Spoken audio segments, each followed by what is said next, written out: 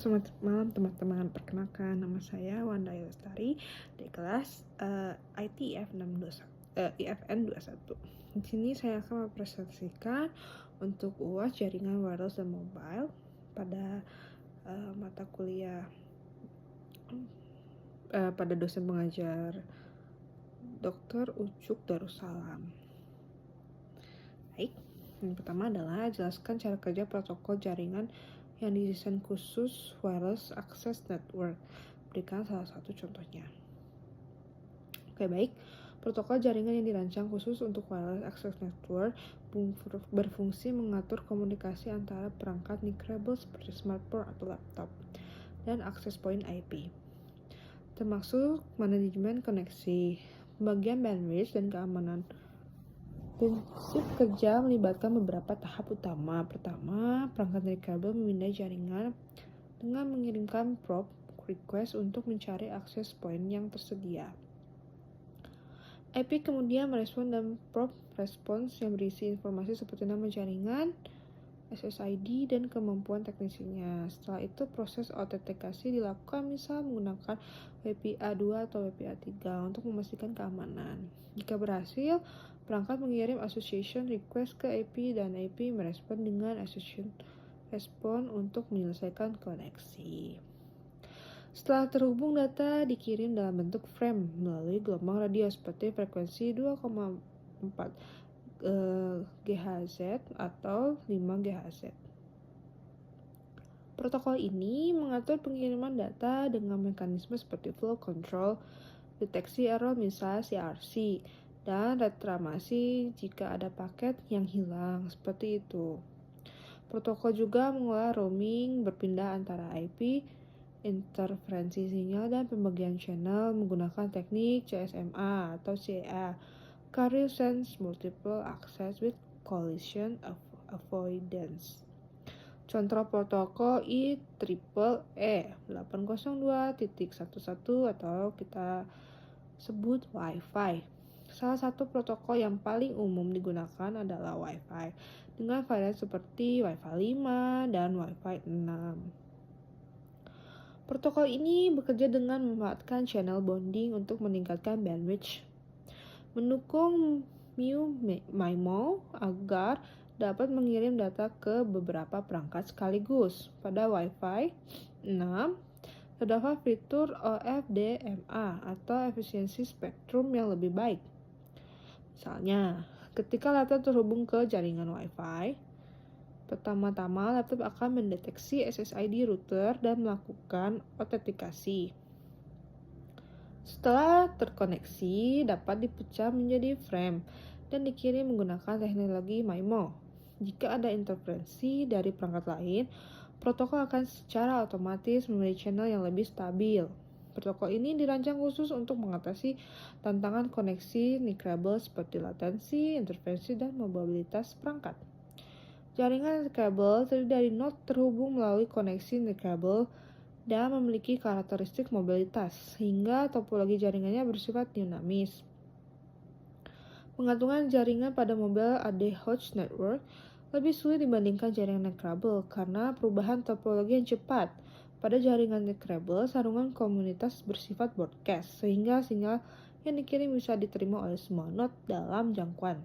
Namun, hal ini dapat menyebabkan masalah terminal tersembunyi atau hidden terminal problem, yaitu ketika dua node yang tidak saling mendengar mengirimkan data ke penerima yang sama secara bersamaan dan menyebabkan tabrakan. Jika sumber dan tujuan tidak dalam jangkauan langsung, jaringan membutuhkan komunikasi multi-hop, di mana node lain berperan sebagai perantara. Untuk itu, membutuhkan dua komponen utama dalam jaringan ADHOC. Pertama, protokol Medium Access Control MAC yang mengatur akses ke saluran komunikasi agar tidak terjadi tabrakan. Kedua, protokol routing untuk menentukan jalur pengiriman data karena tidak ada base station. Aloha dan CSA adalah dua protokol MAC yang paling sering digunakan dalam sederhana dan efisien. Untuk routing, terdapat dua jenis protokol, yaitu table driven atau proaktif, selalu memelihara informasi route, dan on-demand reaktif, mencari route saat dibutuhkan. Baik, protokol Medium Access Control atau MAC. Protokol klasik Aloha dan CSMA yang digunakan dalam jaringan Traceable multi-hop. Keduanya bersifat dinamis karena akses dan kesaluran komunikasi dilakukan secara acak.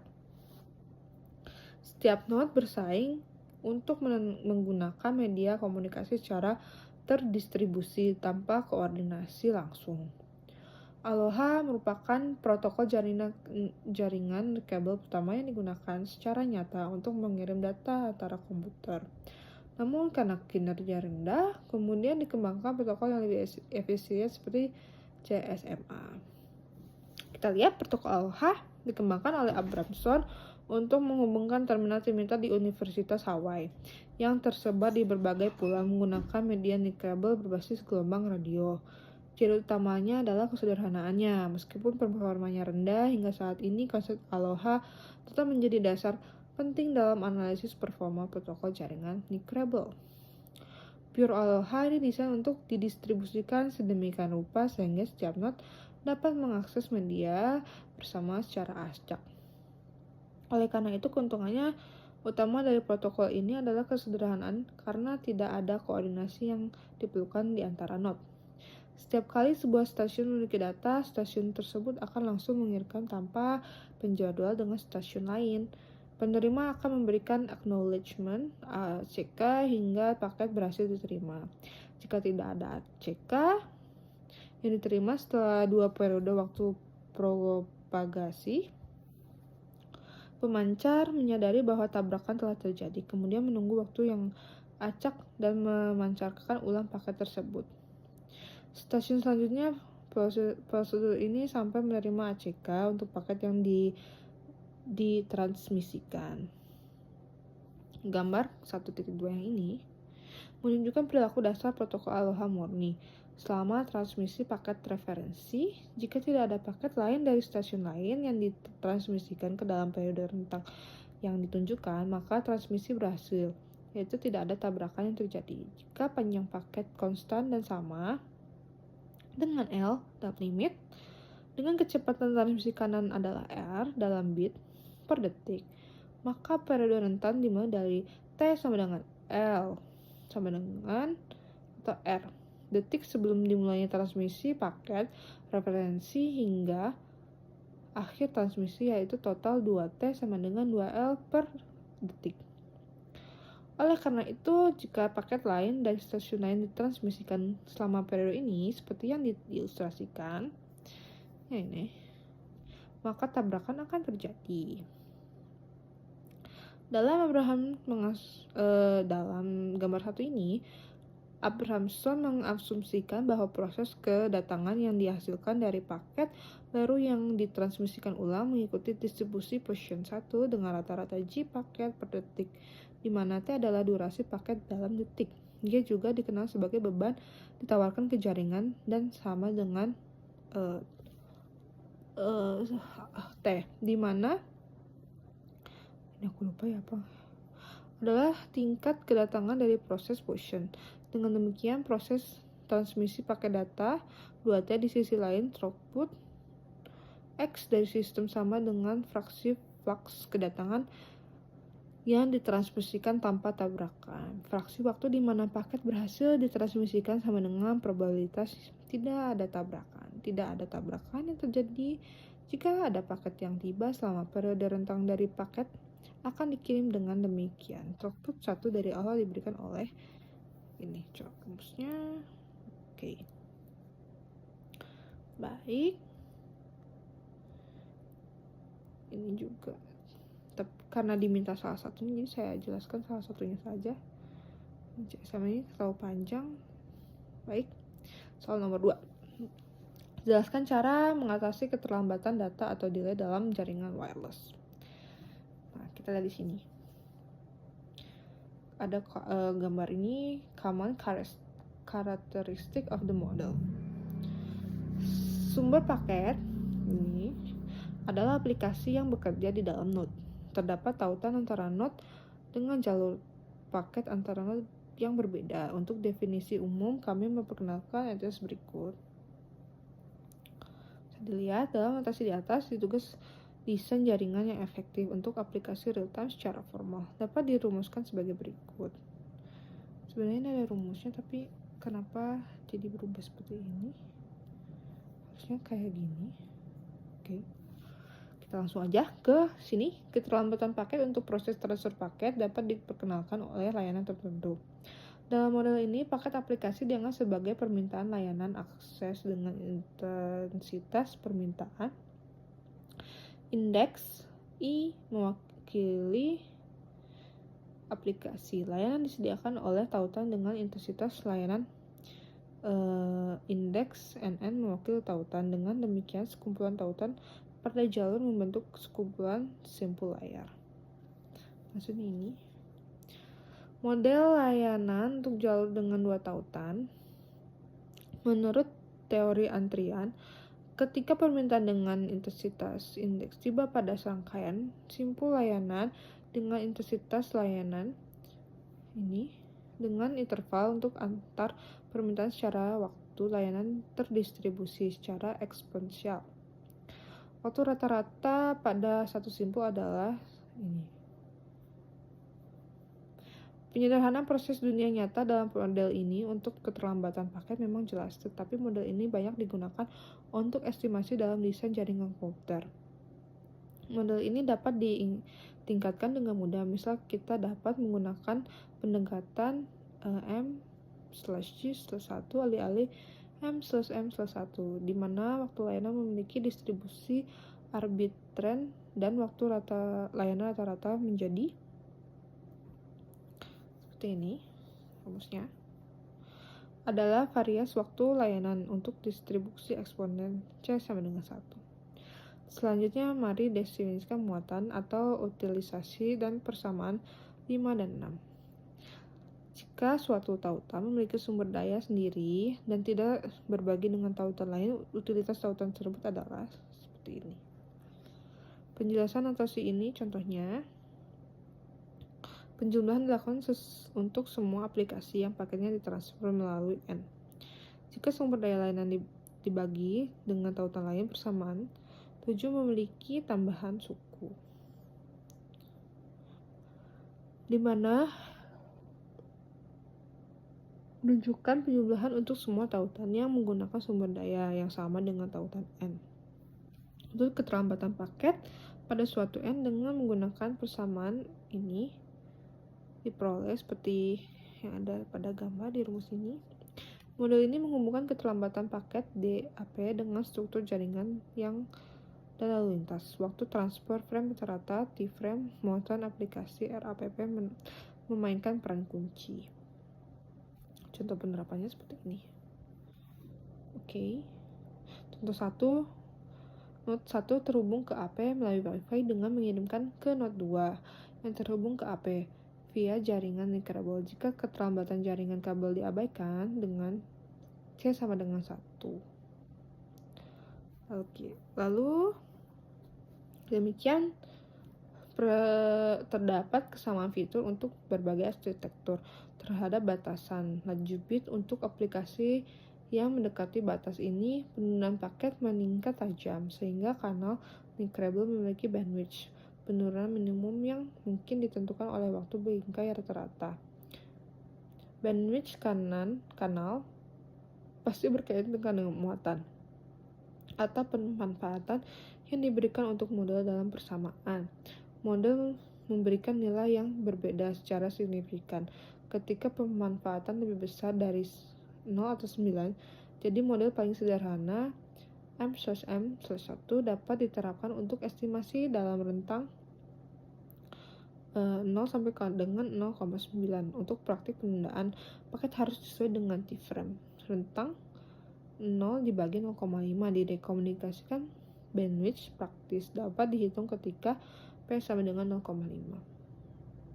Keterlambatan delay dalam jaringan wireless bisa disebabkan oleh beberapa faktor seperti gangguan sinyal, interferensi, kapasitas bandwidth yang terbatas, atau kepadatan trafik. Untuk mengatasinya, berikut beberapa solusi. Yang pertama, optimasi topologi jaringan, gunakan routing yang efisien.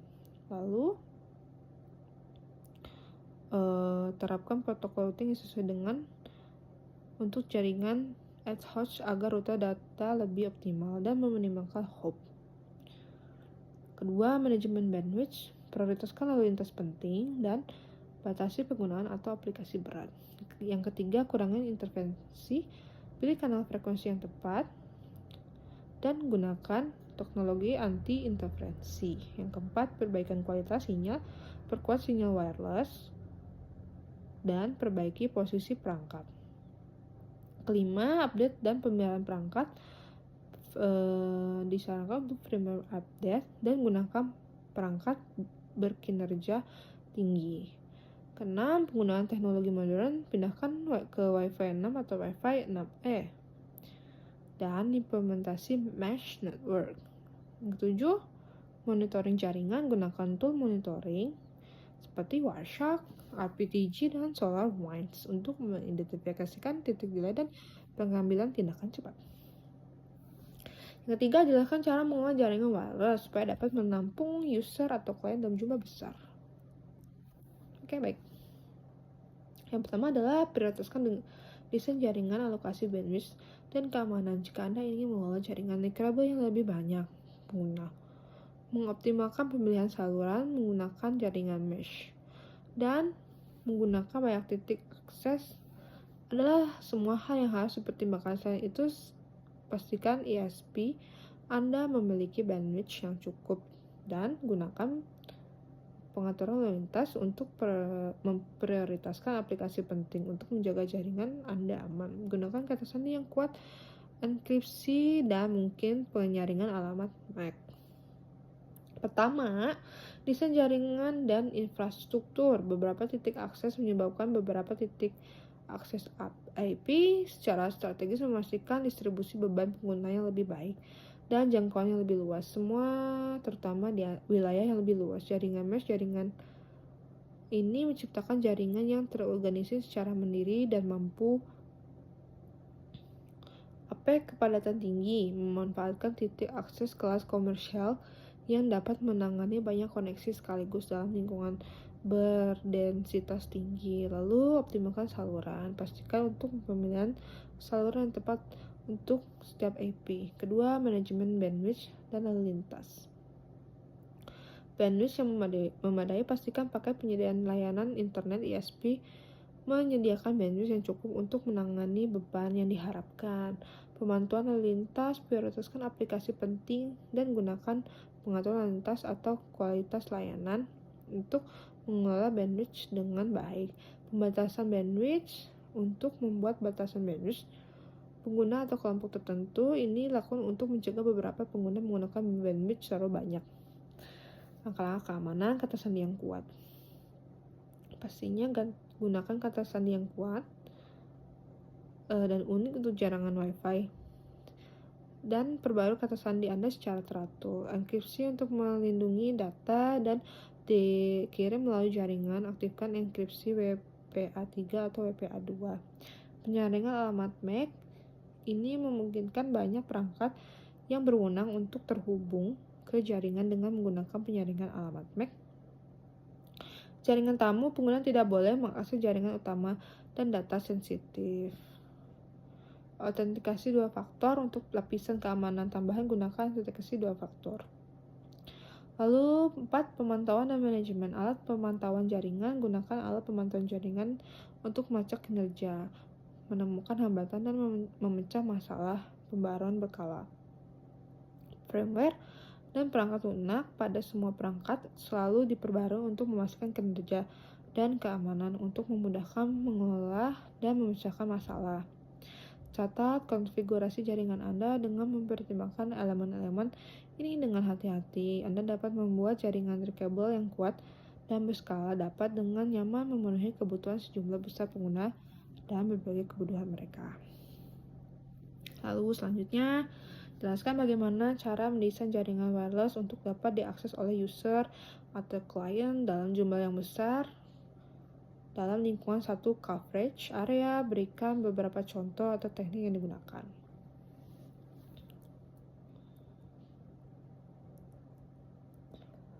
Mendesain jaringan wireless yang mampu menangani sejumlah besar pengguna dalam satu area coverage memerlukan pendekatan yang komprehensif, mencakup aspek teknis seperti perencanaan frekuensi, penempatan access point. Manajemen interferensi adalah optimasi kinerja. Berikut adalah penjelasan detail tentang metode yang teknik dapat digunakan. Pertama, perencanaan frekuensi dan channel allocation. Salah satu tantangan utama dalam wireless high density adalah interferensi, baik jaringan sendiri, cold channel interference, maupun jaringan luar, adjacent, dan channel interference. Metodenya adalah analisis RF atau radio frekuensi menggunakan tools seperti EKHRU atau end magnet atau net spot untuk memetakan sinyal dan mengidentifikasikan area dengan interferensi tinggi, menghindari channel overlap untuk memiliki channel non-overlapping, misal 1,6,11 di 2,4 GHz, dan dynamic frequency selection manfaatkan channel 5 GHz yang memiliki banyak, misal Uni 1 atau Uni 2 atau Uni 3 untuk mengurangi kepadatan di DFS memungkinkan IP menggunakan channel yang biasa dipakai. Misal channel 5 strip 144 di 5 GHz tanpa gangguan. Keunggulannya frekuensi interferensi dan meningkatkan stabilitas koneksi, maksimalkan pengguna spektrum yang tersedia, dan kelemahannya diperlukan survei RF mendalam sebelum deploy. DFS channel bisa mengalami gangguan jika radar di area tersebut. Lalu, high density access point. Deployment dalam lingkungan dengan ratusan atau ribuan pengguna, strategi penempatan IP yang krusial. Metodenya adalah cell size optimization menggunakan daya pancar TX power untuk membuat cell coverage yang lebih kecil sehingga satu IP tidak melebihi beban menggunakan aturan 15-12 clients per IP. Untuk memastikan bandwidth yang cukup per pengguna dan triangulasi IP placement, menempatkan IP dalam pola heksagon untuk meminimalkan dead zone dan overlap, memastikan overlap sinyal sekitar 5-20% untuk roaming mulus. Keunggulannya meningkatkan kapasitas total dengan membagi beban ke beberapa IP, minimalkan paket loss dan latensi karena kepadatan rendah per IP, dan kelemahannya membutuhkan lebih banyak IP, meningkatkan biaya CAPX dan OPX, perlu tuning TX power, dan meningkatkan co-channel interference. Lalu ada load balancing dan band steering. Jika beberapa IP tersedia, tetapi pengguna terkoneksi pada satu IP, maka load balancing diperlukan. Metodenya client-based load balancing. IP menolak koneksi baru jika sudah mencapai batasan klien tertentu, misal 25 per IP, mengarah ke IP terdekat yang lebih sepi. Dan band steering, memasang perangkat mendukung 5 GHz untuk terhubung ke frekuensi tersebut karena lebih banyak channel dan kurang padat, mengurangi congestion di 2,4 GHz. Keunggulannya distribusi trafik lebih merata, meningkatkan pengalaman penggunaan dengan mengurangi latensi, dan kelemahannya tidak semua perangkat mendukung band steering. Beberapa klien mungkin mengalami koneksi putus saat dialihkan. Lalu ada metode MU-MIMO, multi-user MIMO dan of DMA. Teknologi modern seperti Wi-Fi 6 memperkenalkan fitur meningkatkan efisiensi spektrum. Metode MIMO mungkin IP mengirim data ke beberapa klien secara bersamaan. Downlink. MIMO efektif untuk lingkungan dengan banyak perangkat streaming video, dan FDMA, orthogonal frequency division multiple access, membagi channel menjadi subcarrier yang lebih kecil dan melayani banyak klien sekaligus, cocok untuk IoT device yang mengirim data kecil-kecil. Keunggulannya meningkatkan throughput hingga 4 kali dibandingkan Wi-Fi 5, mengurangi latensi untuk aplikasi real-time Zoom atau VoIP.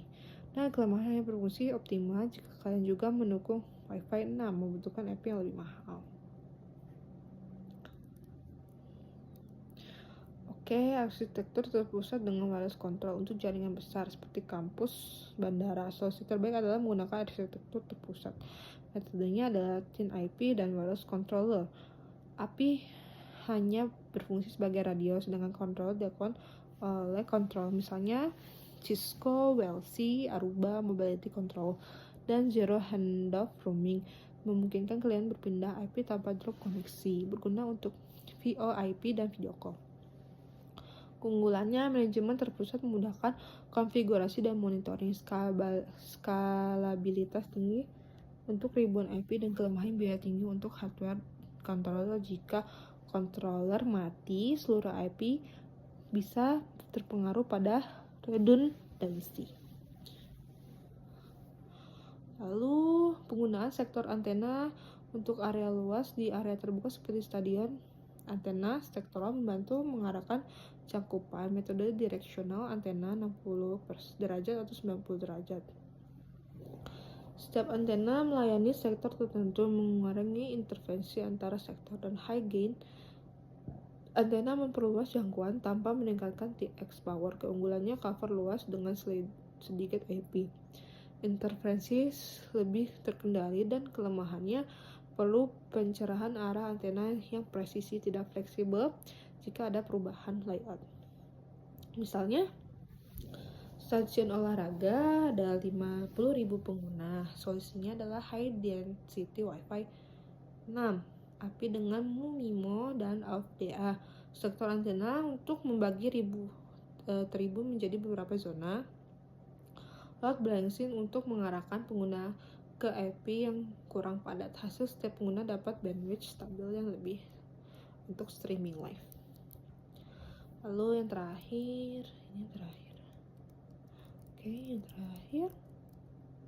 jelaskan mekanisme routing jaringan wireless dan berikan contoh algoritma yang diberikan. Baik, singkat saja, proses memilih jalur yang dilakukan data melalui salah satu lebih dari jaringan dikenal sebagai peruturan jaringan. Di era digital saat ini, di mana konektivitas internet semakin vital, penambahan tentang komunikasi peruturan menjadi sangat penting. Routing adalah mekanisme yang menentukan rute perjalanan ke protokol internet IP dari sumber tujuannya dalam jaringan berbasis paket switching. Artikel ini membahas ini karena jawabannya saya dari artikel, ada tulisannya artikel. Maaf. Apa itu router? Kita udah tahu router adalah alat perangkat keras jaringan khusus yang berfungsi untuk mengambil keputusan dalam proses peruteran. Secara teknisi, router merupakan perangkat yang meneruskan paket data antar jaringan komputer. Lalu, apa itu routing? Routing mengacu pada proses pengiriman paket data atau suatu node titik jaringan ke node lainnya.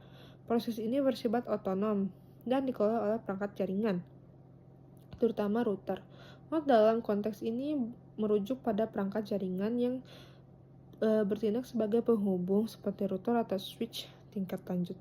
Routing merupakan mekanisme krusial, memungkinkan transmisi data antar lokasi melalui berbagai jenis jaringan termasuk local area network, wide area network, dan metropolitan area network.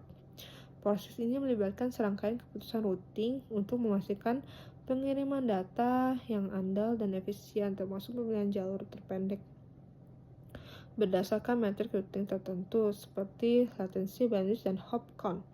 Prinsip dasar routing adalah menganalisis alat IP, tujuan dari paket data, untuk menentukan kemana data tersebut harus diteruskan. Sebagai gambaran bayangan tersebut, paket data dikirim dari paket A ke paket B. Router akan memeriksa alamat IP tujuan membandingkan dengan tabel routing yang dimilikinya, lalu memilih rute terbaik untuk mengantarkan paket tersebut. Dengan pemahaman yang baik tentang router dan routing, kita dapat mengoptimalkan jaringan untuk kinerja lebih cepat, stabil, dan efisien. Pada bagian selanjutnya kita akan membahas lebih tentang itu.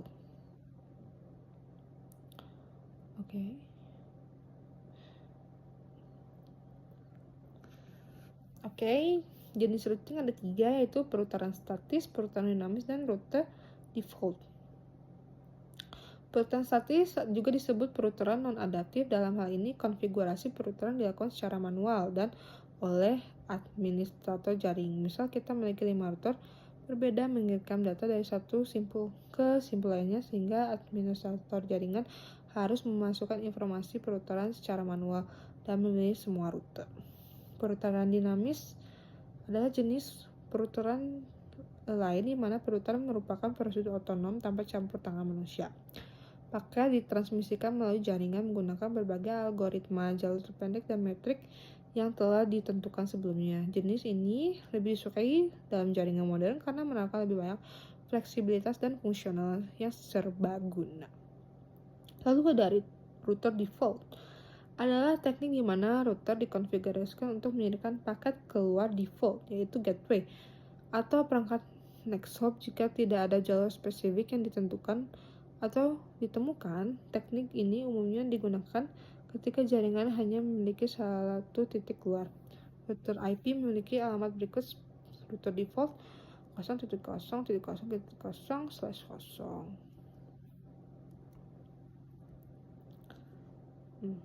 Secara keseluruhan, paket data akan ditransmisikan melalui dengan jumlah hop paling sedikit setelah jalur lalu lintas lebih sedikit untuk mencegah hilangnya paket. Oke. Ini terlalu panjang. Baik. Kita jelaskan salah satu algoritma pada routing, yaitu algoritma adaptif. Adalah algoritma yang mengubah keputusan perputarannya setiap kali topologi jaringan atau beban lalu lintas berubah. Perubahan dalam keputusan perputaran tercermin dalam topologi serta lalu lintas jaringan, juga dikenal sebagai perputaran dinamis. Perputaran ini menggunakan informasi dinamis seperti topologi saat ini, beban penundaan, dan lain-lain untuk memilih router. Parameter optimasi meliputi jarak, jumlah hop, dan perkiraan waktu dan transit.